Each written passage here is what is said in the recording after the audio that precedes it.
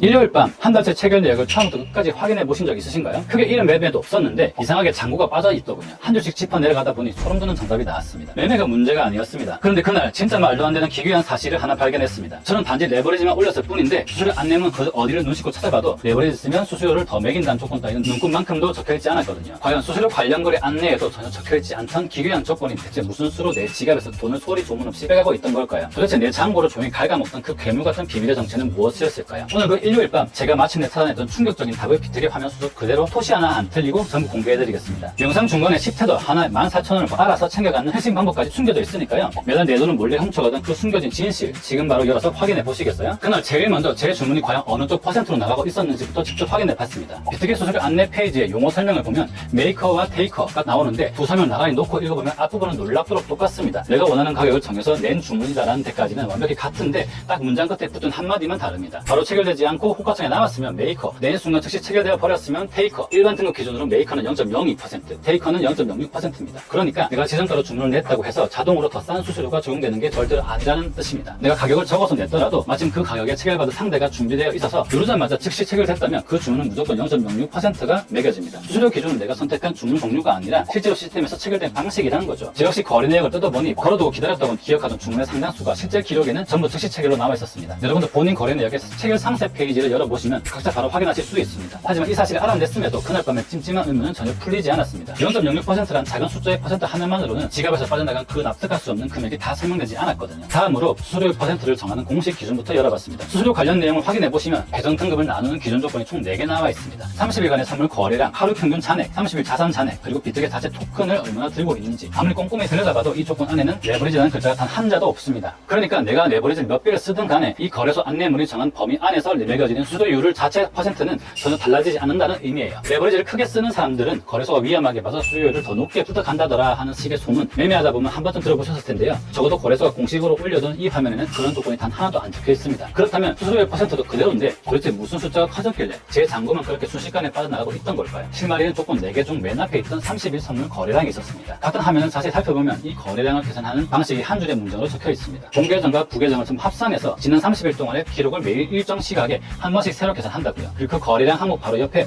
조용히 붙어있는 단위가 하나 있습니다. 바로 태도입니다. 그냥 지나치기 쉽고 사소해 보여도 사실 여기가 오늘 이야기의 가장 결정적인 갈림길입니다. 거래소가 내가 일으킨 거래량을 단순한 주문 횟수로 보는 게 아니라 오직 체결된 총 금액으로 판단한다는 뜻이거든요. 내가 마우스를 몇 번 누르느냐가 중요한 게 아니라 내 손을 거쳐 얼마어치의 포지션이 체결되었는가, 이 한 줄을 눈으로 직접 확인하고 나서야 그 답답했던 밤의 모든 계산이 비로소 딱 맞아떨어지기 시작했습니다. 이제 마지막 연결 하나가 남는데 이 연결은 화면에 문장으로 적혀있지 않습니다. 그래서 처음부터 명확히 끊고 갈게요. 화면에 적혀있는 건 딱 여기까지고 지금부터 드리는 말씀은 순수한 제 설명입니다. 레버리지를 올릴 때 커지는 건 수수료율 퍼센트가 아니라 그 퍼센트가 곱해지는 실제 체결 금액입니다. 내 돈 100만원으로 아무 배율 없이 일배 매매를 하면 딱 100만원어치만 체결됩니다. 테이커 0.06%면 수수료는 600원이죠. 하지만 같은 100만원에 레버리지 10배를 걸면 화면에는 1000만원어치 포지션이 체결됩니다. 똑같이 0.06%가 적용되어도 수수료는 6,000원으로 껑충됩니다. 수수료 자체는 아까와 완벽히 똑같은데 실제로 내 지갑에서 나간 돈만 깔끔하게 10배가 되어버린 거예요. 그 답답했던 밤에 제 잔고를 그토록 순식간에 빠져나가게 만들었던 범인도 결국 이 10배로 불어난 체결 금액이었습니다. 그리고 그렇게 뻥튀기 된 체결 금액은 아까 보여드린 그 30일 거래량 항목에도 1000만원 그대로 차곡차곡 쌓이게 됩니다. 조건표에 레버리지라는 글자가 눈 씻고 찾아봐도 없었던 이유, 하지만 그 결과는 이미 이렇게 하나로 긴밀하게 다 이어져 있었던 겁니다. 여기까지 오면 자연스럽게 이 질문이 나옵니다. 그래서 몇 배까지는 괜찮은 거냐? 이 화면에는 그 답이 없고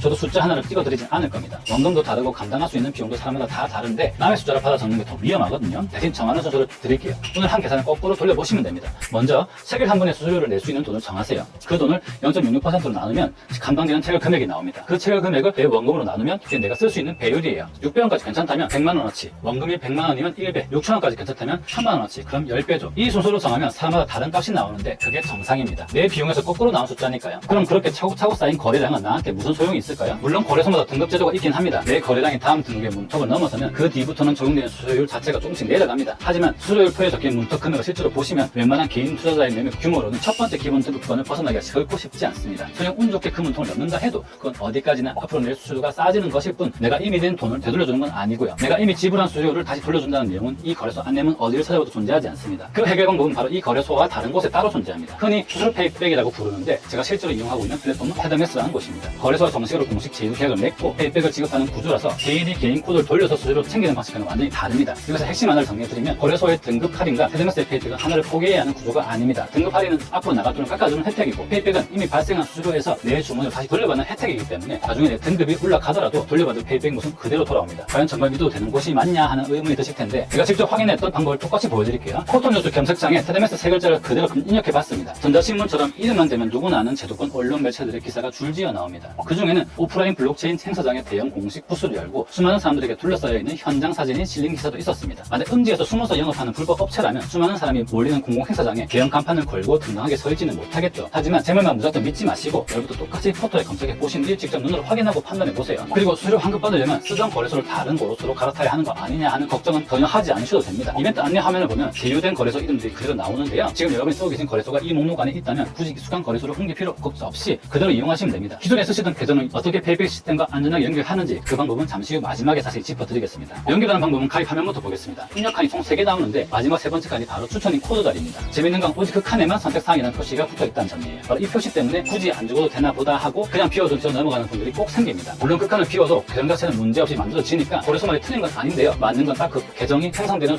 순간까지만입니다. 가입 후 로그인해서 혜택 목록을 열어보면 가장 첫 번째 항목으로 친구가 초대했으니 10테더 받기라는 보너스가 떠있는 걸 보실 수 있습니다. 혜택을 받는 조건이 아주 직관적으로 적혀있는 셈이죠. 바로 누군가의 초대를 받고 들어왔는가 오직 이 하나뿐입니다. 그 초대 인증 정보가 들어가는 자리가 방금 말씀드린 바로 그 세 번째 칸이고요. 영상 설명란이나 고정 댓글에 남겨둔 가입 링크를 눌러보 들어오시면 그 세 번째 칸이 이미 자동으로 깔끔하게 채워진 상태로 페이지가 열립니다. 만약 이 칸을 모르고 비공짜 계정을 만드셨더라도 고객센터 문의를 통해 나중에 해결할 수는 있습니다. 다만 숟가락 터치 한 번으로 끝날 아주 단순한 일이 상담은 답장을 초조하게 기다려야 하는 번거로운 일이 되어버리는 거죠. 정확히 지급 시점이나 세부 수령 조건은 로그인 등 호인 화면에 친절하게 안내되니 어디서 전해들은 소문 말고 여러분 눈앞의 화면에서 직접 확인해 보시기 바랍니다. 마지막으로 하나만 더 보고 정리할게요. 가입 후에 거래소 UID에 등록하는 화면이 나오는데 안내 문구가 2개 적혀 있습니다. 위쪽만 보면 페이백 받을 수 없는 아이디라고 해서 놀라게 돼 있어요. 이건 TDMS 코드가 아닌 다른 코드를 통해 거래소에 가입하신 분들이 보실 수 있는 화면인데요. 꼭 멈추지 말고 아래 문구까지 읽으셔야 합니다. 이미 기존 회원이어도 페이백 받을 수 있어요 라고 적혀 있거든요. 기존 계정을 어떻게 하면 되는지는 홈 안내에 2가지 방법으로 나와 있습니다. 다른 제휴 거래소에 새로 가입하는 길이 하나, 재가입이 되는지 고객센터에 물어보는 길이 하나, 이용약관이 적용된다는 말도 함께 붙어 있고요. 계정마다 상황이 다 달라서 본인 건 24시간 상담센터에 직접 물어보는 게 제일 정확합니다. 지금 이 화면은 TDMS 텔레그램 강의입니다. 아침 9시마다 페이백량이 올라오죠. 어제 단 하루 동안에만 총 34,500불이 페이백 됐고 약 400명이 추금을 했습니다. 어제 제일 많이 추금한 사람은 1,400불을 추금했네요. 제일 마지막 주에 3억 2천만 불은